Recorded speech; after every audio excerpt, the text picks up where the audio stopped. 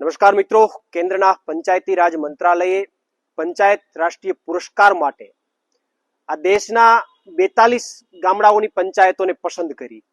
એમની જે વ્યવસ્થાઓ છે, એમની કામગીરીને લઈને 42 જેટલી ગ્રામ પંચાયતોને પસંદ કરવામાં આવી.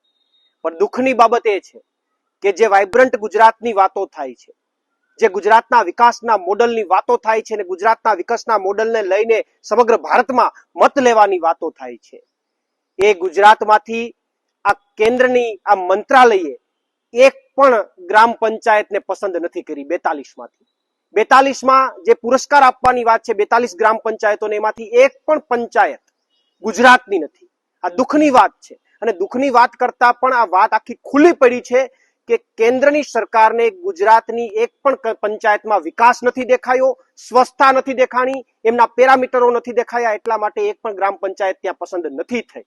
તો આખે આખું જે વિકાસનું મોડલ જે છે, ઊભું કરાયેલું પરપોટા જેવું મોડલ છે, ખુલ્લું પડ્યું છે.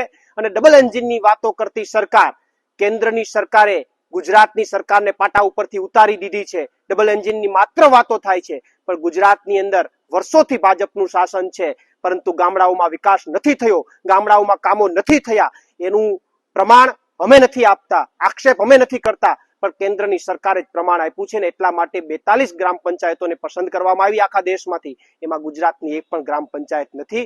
ત્યારે હું ગુજરાતની સરકારને પણ વિનંતી કરું છું અને ગુજરાતની જનતાને પણ આહવાન કરું છું કે આવો આવનારા દિવસોમાં પરિવર્તન તરફ આગળ વધીએ. પ્રવીણ રામ, પ્રદેશ ફ્રન્ટલ અધ્યક્ષ, આમ આદમી પાર્ટી.